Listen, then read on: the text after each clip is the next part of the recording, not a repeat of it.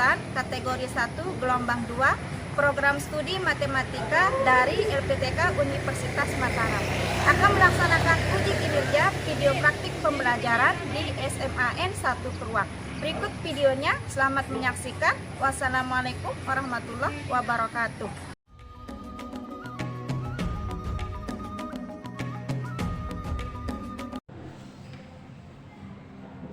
Siap, berdiri.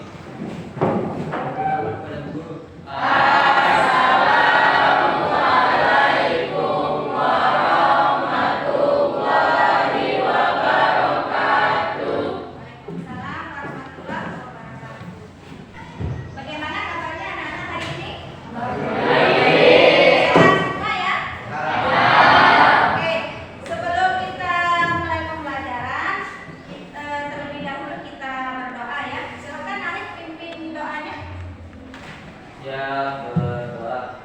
Bismillahirrahmanirrahim. Amin. Oke, baik. Saya cek kehadirannya dulu ya. Siapa yang tidak masuk hari ini?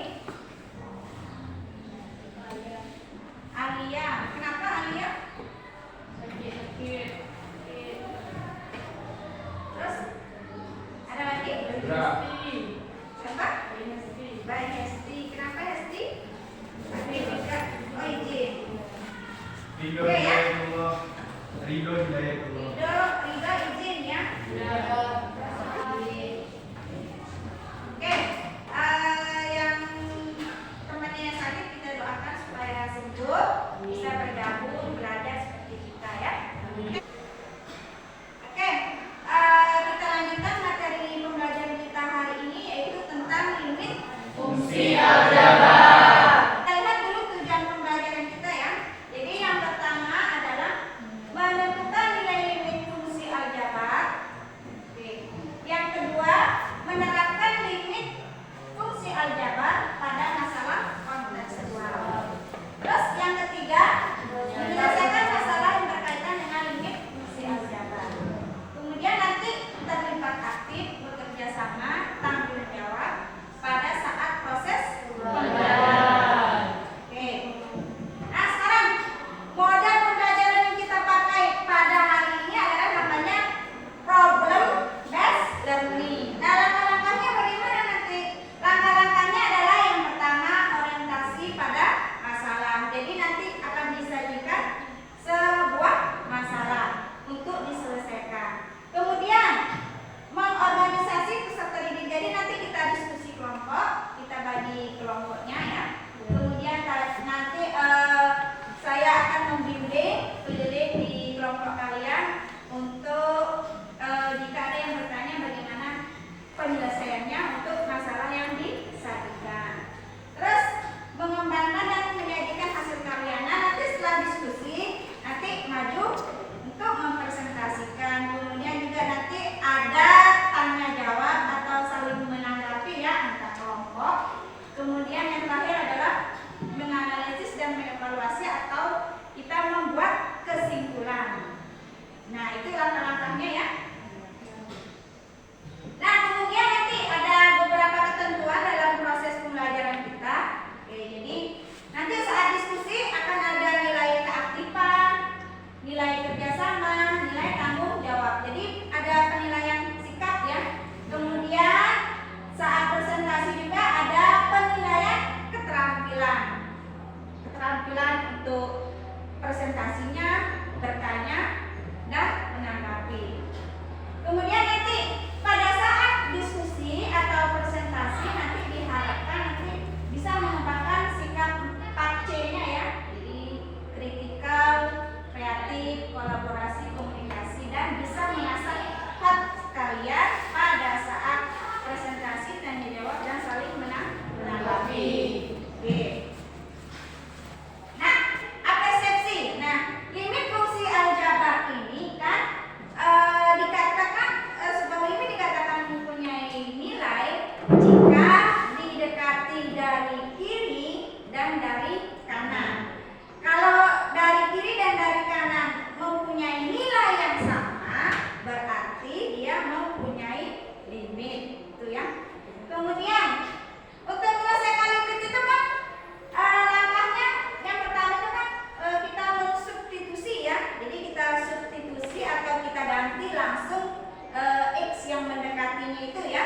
Oke, langsung dimasukkan seperti biasa ke fungsi limitnya. Terus, jika ketemu bentuk tak tentu, ini kan mengingatkan materi sebelumnya ya.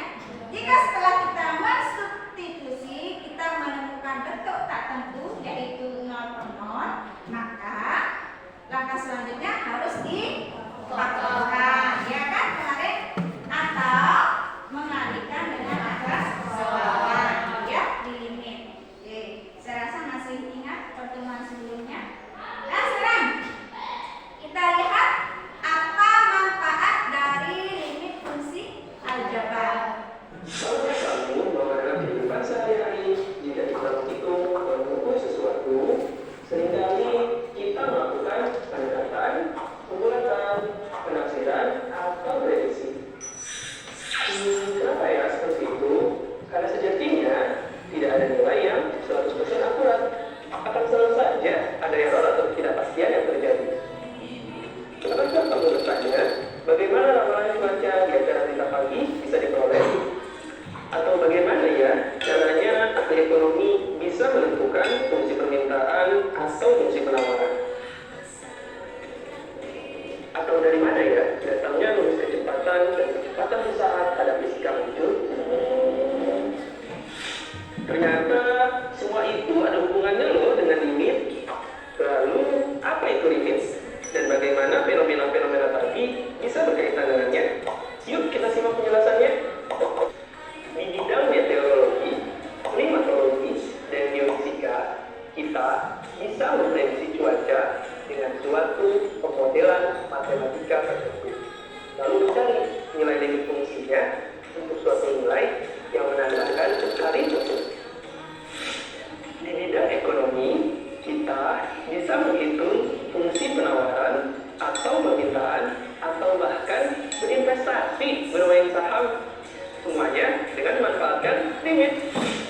Di bidang biokimia dan kedokteran, kita bisa menggunakannya untuk menentukan populasi bakteri atau virus dan menghitung tingkat penyebaran atau penularan virus atau bakteri tersebut. Bahkan bisa sampai memprediksi berapa korbannya dan kapan ya kira-kira suatu pandemi berakhir. Di bidang fisika, limit dapat digunakan untuk menghitung kecepatan dan kecepatan saat dari suatu kendaraan yang sedang bergerak. Dan masih banyak lagi aplikasi dari limit yang lain. Jadi itu beberapa manfaat kita mempelajari limit fungsi aljabar ya dalam kehidupan sehari-hari. Nah, selain itu manfaat dari limit ini adalah untuk memahami materi selanjutnya. Materi selanjutnya itu adalah tentang fungsi turunan. Nah, untuk fungsi turunan ini kita harus paham dulu apa itu limit. Nah, kalau kita paham limit, maka fungsi turunan kita akan bisa paham karena dia berkaitan. Oke ya. Nah, selanjutnya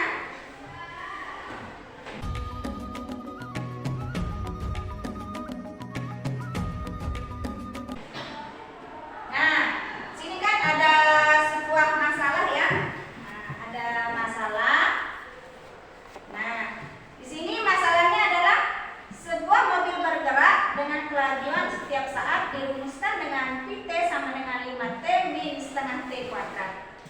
P dalam meter per detik, T dalam detik. Nah, ditanyakan di sini, tentukan nilai pendekatan kelajuan untuk T mendekati 5 detik.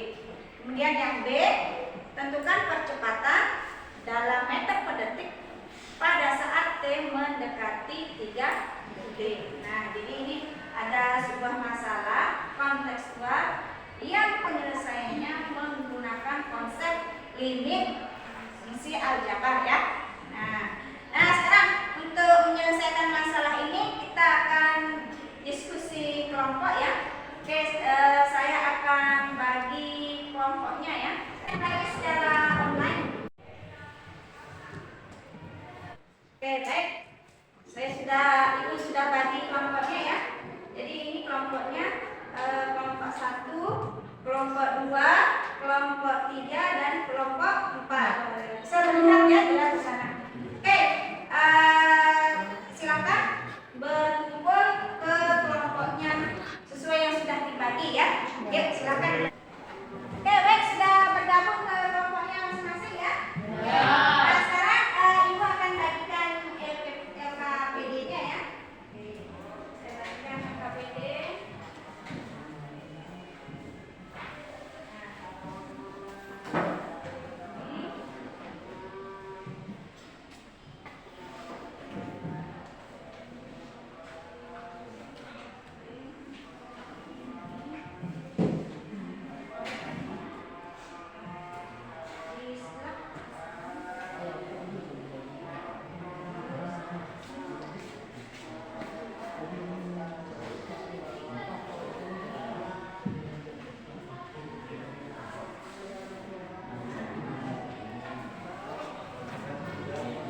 Oke, baik. Nah, itu LKPD-nya ya. Nah, silakan didiskusi. Di LKPD itu ada dua masalah ya. Ada dua masalah. Silakan didiskusikan. Silakan cari referensinya ya. Silakan di buku paket ada atau pada searching di internet juga silakan ya. Ya.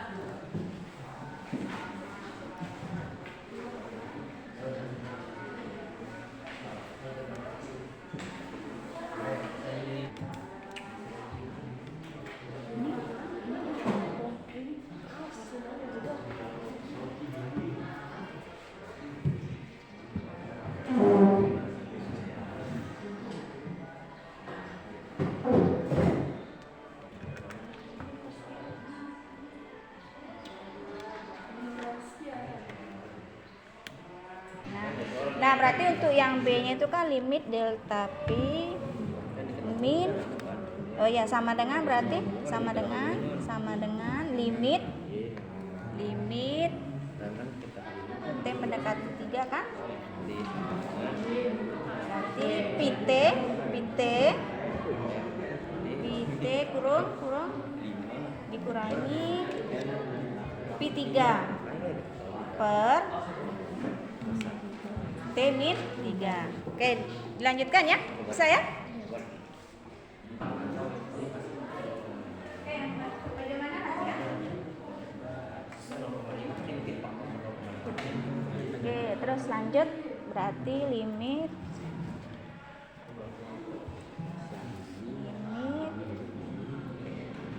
berarti ini kan difaktorkan nanti ya. Difaktorkan nanti coret sama yang di bawah maka ketemu percepatannya. Oke, lanjutkan.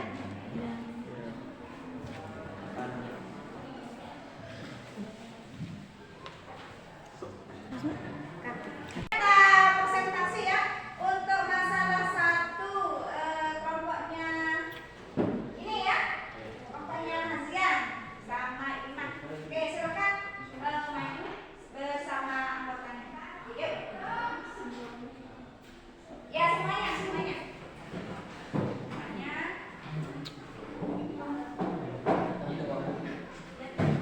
Sini.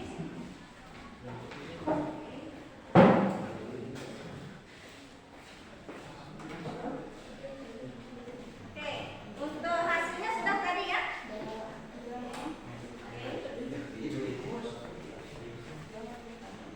Oke, siapa yang membuka? Oke, silakan. Yuk, mulai. Ya, Assalamualaikum warahmatullahi wabarakatuh. Waalaikumsalam warahmatullahi wabarakatuh. Ya, kelompok kami akan menjelaskan pertanyaan dari nomor 1A dan 1B. Yang akan dimulai dengan saya pertanyaan 1A yaitu nilai pendekatan VT untuk T mendekati 5 detik. Yaitu limit VT dengan T mendekati 5. Limit 5T min setengah T kuadrat untuk T mendekati 5 yaitu T-nya langsung diganti dengan 5 sehingga 5 kali 5 dikurangi setengah dikali 5 kuadrat sehingga 25 dikurangi dengan 12,5 dengan menghasilkan 12,5.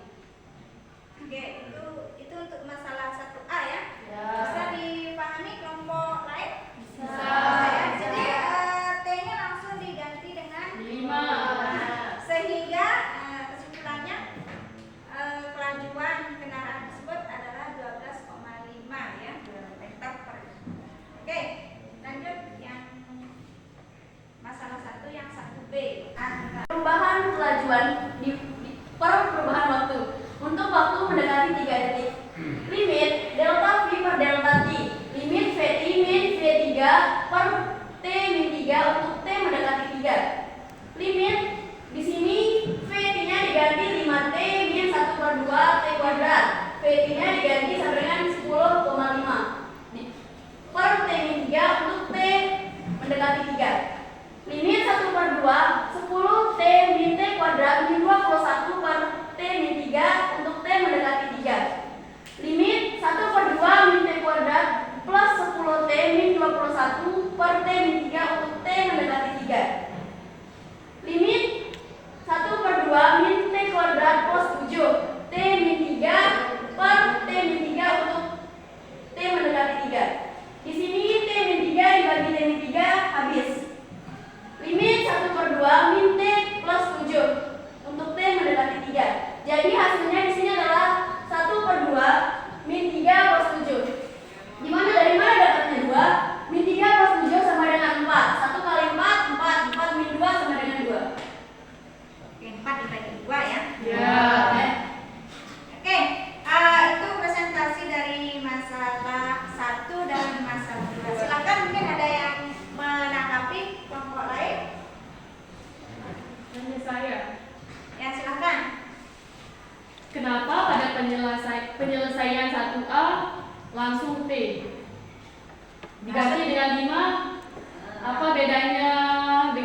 penyelesaian pada 1B. Karena pada soal 1A yang ditanyakan adalah kelajuan, sedangkan 1B adalah kecepatan. Selanjutnya Oke, itu. Silakan. Mungkin ada lagi yang mau bertanya? Ibu Nate, oke silakan. Pada penyelesaian masalah 1B, kenapa tidak langsung diganti dengan limit V, B, lalu B-nya diganti dengan 3? karena di sini yang ditanyakan adalah delta yang artinya adalah selisih. Sehingga harus limit V T min V3 per T min 3 T untuk T mendekati 3. Oke, begitu ya. Ya. Oke. Nah, kalau di pertanyaan 1A itu kan yang ditanyakan adalah kelajuannya ya, kelajuannya. Berarti di sana langsung T-nya diganti dengan berapa tadi? 5 ya. Kalau di masalah 1B kan di orientasi masalah sudah dijelaskan di sana bahwa yang ditanyakan itu adalah perubahan. Kalau dia itu perubahan berarti selisih ya, selisih. Berarti di sana limit Pt min P3 per T min 3 untuk T mendekati 3. Nah, jadi nanti untuk selanjutnya kalau ada masalah yang berkaitan dengan limit fungsi aljabar, dilihat dulu ya pertanyaan detailnya ya, sehingga kita tahu langkah penyelesaiannya ya. Nah, seperti ini kan yang 1A dengan 1B. Jadi kita bisa menentukan mana yang ditanyakan perubahan, mana yang tidak. Oke, gitu ya. Mungkin ada lagi pertanyaan untuk presentasi kelompoknya Iman? Nggak ada ya? Cukup ya? Oke, silakan ditutup. Itulah tadi presentasi dari kelompok kami. Sekian, wassalamualaikum warahmatullahi wabarakatuh. Waalaikumsalam. Oke, kita kasih aplaus. Oke, selanjutnya untuk masalah yang kedua ya, kelompok siapa yang sudah siap? Oke, kelompoknya Alex, silakan.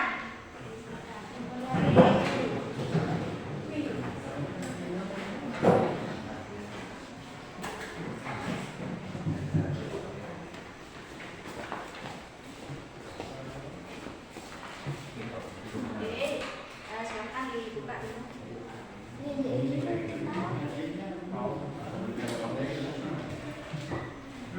Oke. Baik, assalamualaikum warahmatullahi wabarakatuh. Waalaikumsalam warahmatullahi wabarakatuh. Kami di sini akan mempresentasikan hasil kerja kelompok kami. Baik, penjelasan di sini akan dijelaskan oleh Arif. Baik, saya akan mengambil alih. Jadi di sini ditanyakan tentang perubahan keselamatan kecepatan bor pada saat T mendekati 5 menit.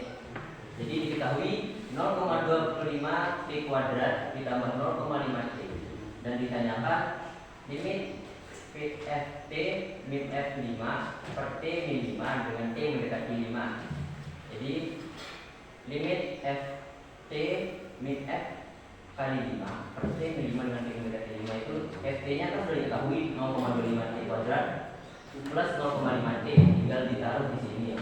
Dan min P kali 5. Jadi semua yang T di sini dikali dengan 5 menghasilkan 0,25 T kuadrat itu menghasilkan 0,25 dan T 0,5 T itu menghasilkan 2,5 sehingga ditambahkan menjadi 8,75. Jadi limit 0,25 T kuadrat plus 2 T min 35 per T min 5 dengan T mendekati 5. Di sini bagaimana menghasilkan seperti ini? Dikarenakan kita mengeluarkan 0,25 dan menyederhanakan 0,5 T dan 8,75 supaya bisa difaktorkan sehingga menghasilkan 0,25 per T kuadrat plus 2 T. Di sini menghasilkan dikarenakan 0,5 T dibagi dengan 0,25 sehingga menghasilkan 2 T dan min 35 dikarenakan 8,75 dibagi dengan 0,25 menghasilkan 35. Yang menghasilkan limit T limit 0,25 T min 5 dengan T plus 7. Ini hasil pemaktoran karena berapa kali berapa yang menghasilkan 3 min 35 dan berapa tambah berapa yang menghasilkan 2 plus 2 dan hasilnya adalah 5 min 5 plus 7 karena min 5 kali 7 sama dengan min 35 dan min 5 plus 7 sama dengan 2. Sehingga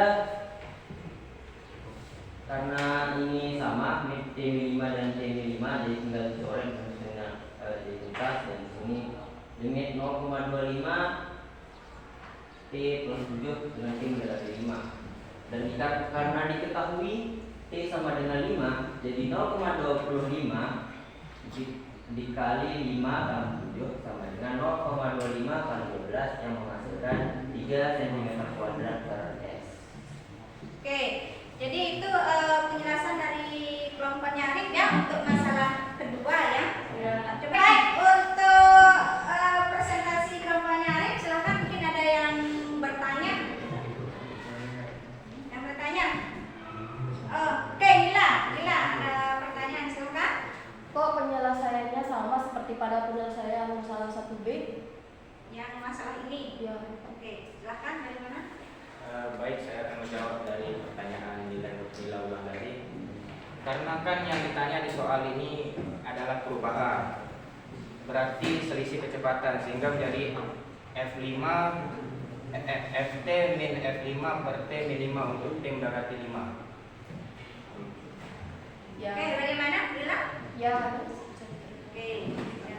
Karena di soal ada kata perubahan. Kalau dia itu perubahan berarti selisih ya, selisih Ft dikurangi F5, gitu ya? Ya. Oke, ada pertanyaan lagi mungkin? Oh, Widya. Oke, Widya silakan Widya. Dari masalah 1 dan 2, kenapa hasil dari kelajuan percepatan yang diperoleh hasilnya sedikit? Ya, hasilnya sedikit. Kan tadi masalah 1 sedikit juga ya? Ya. Masalah 2, oke, tidak banyak gitu ya. Oke. Mungkin ada kelompok lain yang menanggapi? Saya Silakan Gaisa. setelah saya membaca referensi bahwa kelajuan dan kecepatan yang dicari adalah pada saat T atau V yang sama T bahkan T mendekati 0.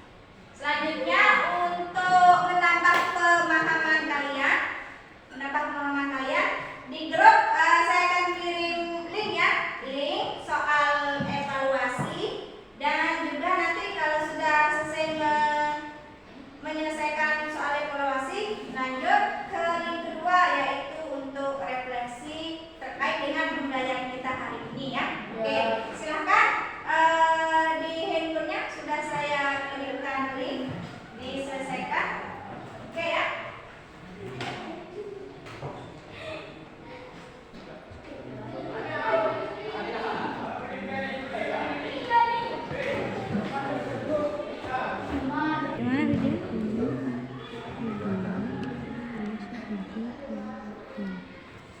Iya.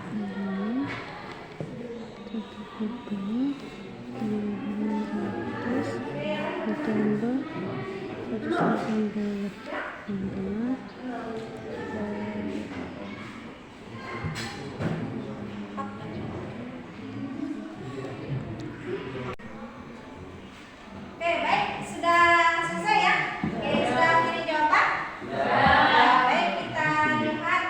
Jadi di sana ada 3 soal ya. Ada 3 soal. Oke, kemudian di sini sudah 17 yang kirim jawaban ya. Saya kira sudah semuanya. Oke, kita lihat sekarang hasilnya. Nah, di sini ya. Untuk pertanyaan yang pertama itu kan jawabannya yang 1980 ya. Ya. Oke, yang ini kan? Ya. Yang ini. Oke, sudah 3, 4. Oke, sudah banyak betul ya. Ya. Terus untuk selanjutnya untuk yang ada soal IC di sana kan ya, satu nomor ya, ada soal IC. Jawabannya berapa? 8 ya. Oke, kita lihat 8. Oh, ini ada yang hijau juga. Oke, yang 10. Oke, 1, 2. Oke, sudah hampir setengahnya ya. Sudah bisa menjawab yang benar. Terus soal yang terakhir. Oke, limit di sana dia memfaktorkan ya. Memfaktorkan. Jawabannya berapa? C di sana berapa? 87. Oke, ini C. Ini ada yang E nih. C. Oke. Ya, sudah lumayan banyak yang betul ya. Berarti limit inisial jawaban untuk menyelesaikan masalah kontekstual. Oke, saya kira sudah bisa dipahami ya bagaimana penyelesaiannya. Oke, setelah soal evaluasi ada satu link lagi yang dikirim di grup, yaitu untuk terkait dengan link refleksi pembelajaran kita hari ini ya. Silahkan dijawab sejujurnya.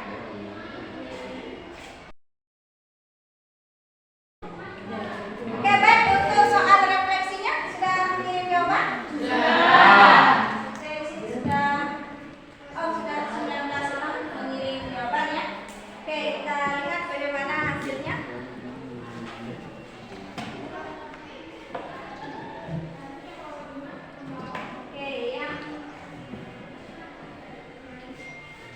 Oke, yang ini bagaimana pendapat tentang pembelajaran kita hari ini ya?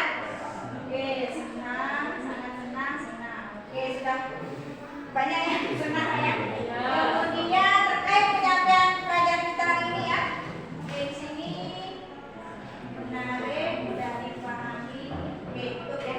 Oke, jadi terkait dengan pelajaran kita hari ini memang siswa itu dituntut untuk lebih aktif ya, lebih aktif, mencari referensi, menumbuhkan rasa ingin tahunya, kemudian kerjasama, bertanya, gitu ya.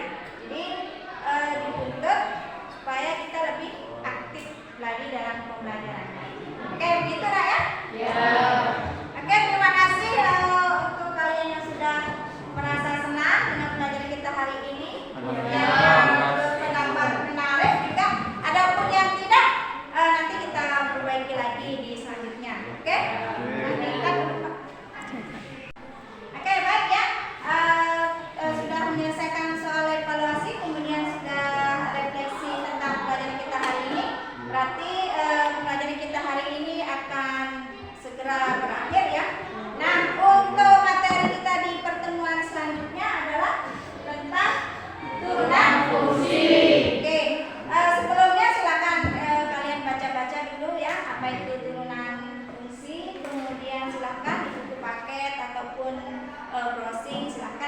Baca-baca dulu sebelumnya.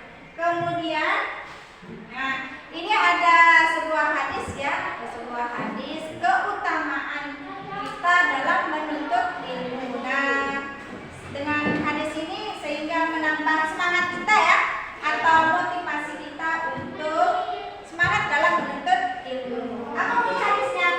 Oke. Barang siapa yang menempuh jalan untuk menuntut ilmu atau belajar ya, maka Allah mudahkan jalannya menuju surga. Kita tutup pembelajaran kita hari ini dengan sama-sama membaca doa penutup majelis.